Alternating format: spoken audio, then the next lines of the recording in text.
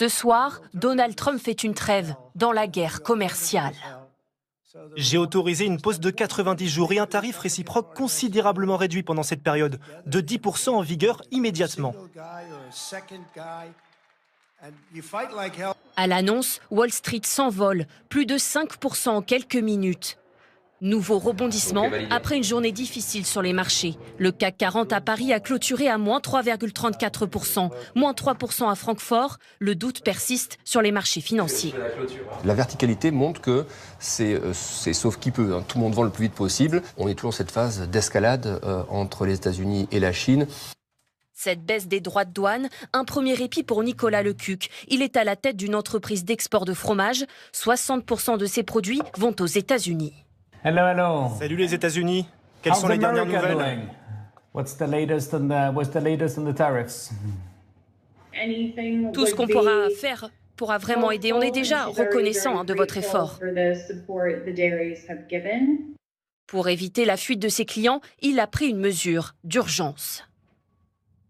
On baisse les marges. C'est encore une fois, on parle de quelque chose vraiment dans le court terme. On fait un petit peu pour quelques semaines.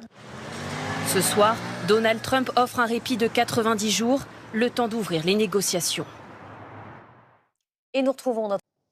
Bien écoutez Anne-Sophie, déjà c'est une très grande surprise ici. Toutes les télévisions américaines ne parlent que de ça et l'hypothèse qui est avancée, c'est que le risque de déstabilisation économique de l'économie américaine était devenu beaucoup trop fort. Depuis plusieurs jours, on a vu beaucoup d'investisseurs mettre en garde contre une crise financière, voire une récession économique. Et puis surtout, les entreprises américaines ont dit pour la première fois qu'avec les droits de douane, les prix des produits risquaient d'augmenter et qu'elles ne pourraient peut-être pas garantir certains emplois. Alors est-ce que c'est ce qui a pu jouer pour Donald Trump?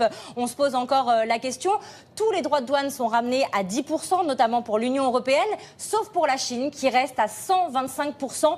Une manière peut-être de montrer du côté de Washington qu'on ne pliera pas devant Pékin. En tout cas, une chose est sûre, depuis l'annonce du moratoire de 90 jours, eh bien, les places financières, notamment Wall Street, sont remontées dans le vert. Merci Camille. De 3 mois, 90 jours, sur 75 pays, en gros la totalité des pays, sauf la Chine, pose de 90 jours sur l'augmentation des taxes annoncées qui reviennent à 10%. Donald Trump, on le disait, il est bien dans la négociation.